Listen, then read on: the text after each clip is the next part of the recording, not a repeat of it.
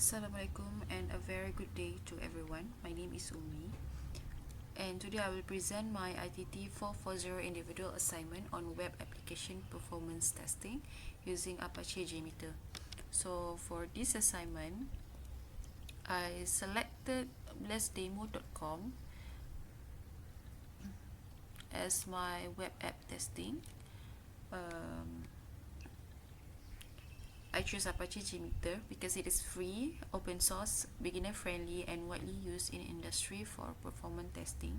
So the three performance tests I'm gonna conduct are load, stress, and scalability testing. So first, when we open JMeter, we're gonna see the test plan first here. So and then we can just add the track group, the sampler here by clicking the right click. Okay, sampler HTTP request, and then you can add the listener, view result tree, summary, view result tree, aggregate, and graph result. Graph result, it depends. I just put it for my presentation. It's actually the same thing as aggregate report, but if you want something visual, as in visually, so you can just put graph result here. Okay, so inside the track group, I'm gonna start my load test by insert my number of user here. So I'm gonna put 10.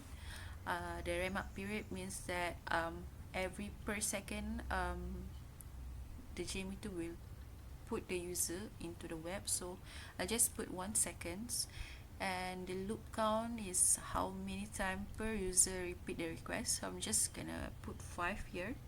So and then I can just press start. So the load test is used to determine whether the application can handle normal expected traffic. So you can see aggregate report here.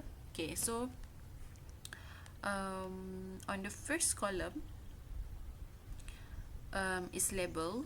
Label identifies the request that was tested, and the next column is sample. So this one is 50 sample because of our users here is 10, but every user repeat 5 times of request, so it's 10 times 5 is 50 samples. Okay, then we have average column, which shows the average response time of all requests. This one is actually, all of these are measured in milliseconds. So if you want to know how many seconds is that, you just have to put the numbers, 386 divided by 1000. Okay, so you're gonna get 0.386 second for the average response time. So a lower average response time, it indicates better performance because user receive responses much faster and quickly. Then we have medium column, which represent the median response time value. So this value is actually useful because it is less affected by the unusually fast or slower response. Okay, and then we have the 90% line. For example, here we have 560 millisecond. It means that 90% of user receive response within 4.6 seconds. Yes, within 0.46 seconds. Okay, then the max value shows the slowest response time. The mean value shows the fastest response time. And then we have error percentage, which indicates how many requests fails. Ideally, this value should be 0% because it means that every request was processed successfully. And then finally, we have throughput, which represent the number of requests processed per second. So a higher throughput generally indicates better performance because the server can handle more requests. So for this test, I'm gonna focus on average response, throughput, and error percentage because these are the most important indicators of system performance. Okay, so next I'm gonna open the graph results. So graph result provide a visual representation of the application performance. It's basically it's the same things as aggregate report, but it's just in visual. So looking at the graph, you can observe several metrics. The average line, which represent the average response time of the request. So if the line remain relatively stable, indicates the consistent performance. So if the line increase sharply, it means that the application is taking longer to respond. And then median line, um, which represent the median response time. So this line helps us to understand the typical user experience. The throughput line, okay, represent the number of requests processed by the server. The deviation value, which measure the consistency of response time. So a smaller deviation indicates that response times are more stable and predictable. Okay, so next I'm gonna perform my stress testing. So I'll just use the same number as my test before. It's 500 tests. 500. So the rest I'm just gonna leave it there. I'll clear all the result here. So the tests are cleared. Then I'm just gonna run this test again for the stress testing. Okay.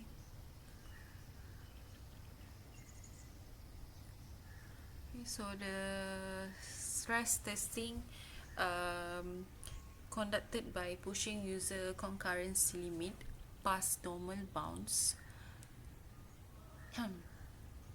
Okay, 500 to 2000 threads within a tiny execution, which is in 1 second only, to find the exact breakpoint of the application code layers. So the sample is 2500. So you can see the average is now more than 1 second, but still less than 3 seconds. It's 1.555 seconds. Okay, and the minimum value is still below 1 second, but the maximum value have already raised to more than 3 seconds. But still the error percentage is still 0 here. Okay, so compared to the load test, this actually generate much more traffic, as you can see in the graph here. Okay, so I ran the test and observed that under the stress testing, I expect that the response time increase and the throughput become less efficient also. So if the server reach its limit, so errors also may appear, but from here we can see the error is still 0. So this help identify the maximum capacity of the applications. Okay, so I'm gonna use another stress testing. I'm gonna push until 2000s. So what I'm gonna do, I'll just clear it again, clear all. Okay, as you can see, the test result is already gone, and then we change the number of thread to 2000s. Okay, so we're gonna run this again and we're gonna wait.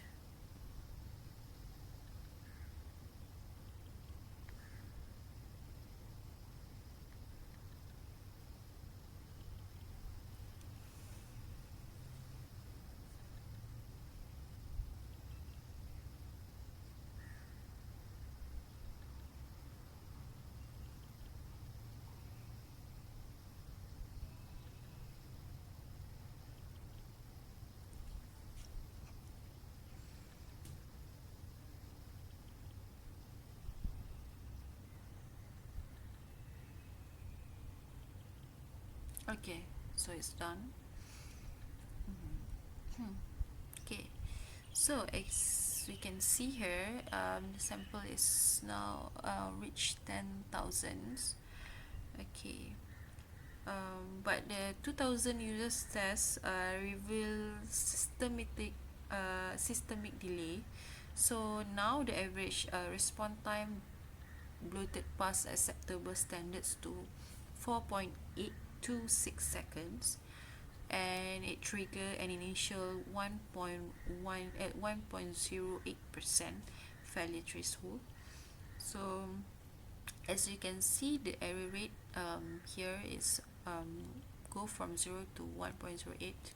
The average response time also increase. for this test. So you can see from view result 3 here, you can scroll down and see where is the, okay, here. Okay, so from this HTTP request sample result, it shows that it's too many requests. Okay,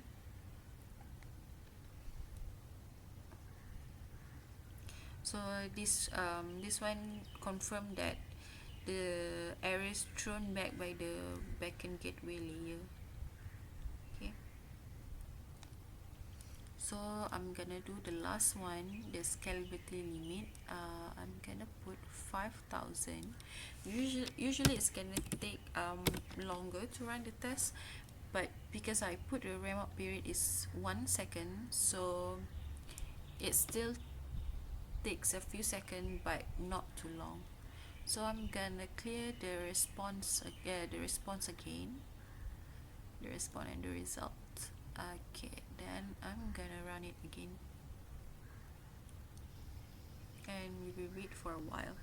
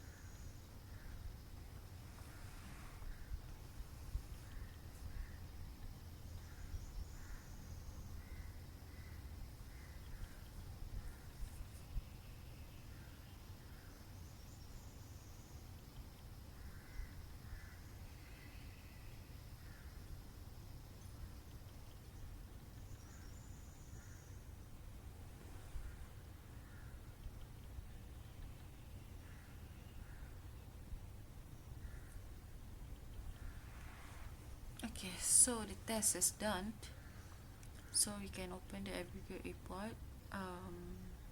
Okay, so as we can see here, the sample already raised up to 25,000. Okay, for the scalability testing. This one is just this test is actually done to evaluate how well the application perform as the number of users increase gradually. So if response time increase gradually and throughput remains stable, the application demonstrates good scalability. So if response time increase dramatically or error begins to appear, it indicates scalability limitation. So this test shows that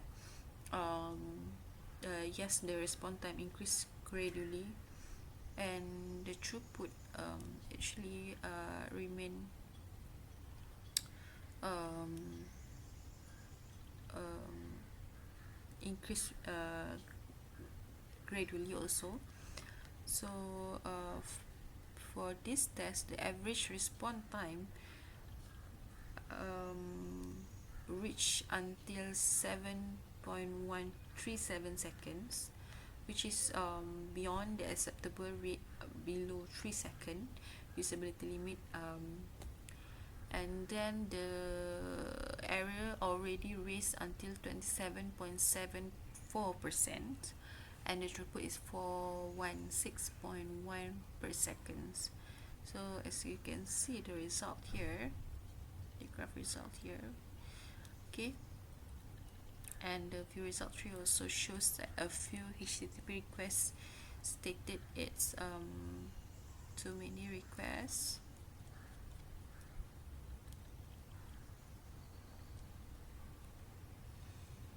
Okay,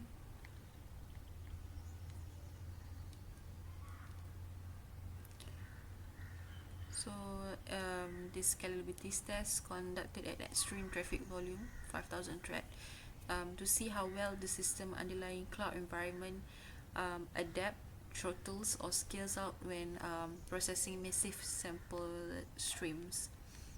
So as you can see here, the HTTP request response message is too many requests. So this 5,000 users target triggered defensive infrastructure intervention. The average response time peaked at 7.137 seconds, with max delaying reached until 19.461 seconds, alongside with 27.740 error rate. So extreme volume spikes will trigger an elevated error rate exceeding 10%, which is now is already 27%, as a direct consequence of backend system resource exhaustion or server crash. Okay, so um, I think this test help to determine whether a web application can handle user traffic efficiently and identify any performance bottlenecks. Okay, and so the aggregate report and graph result were used to analyze response time, throughput, and error rates. Thank you for watching my presentation.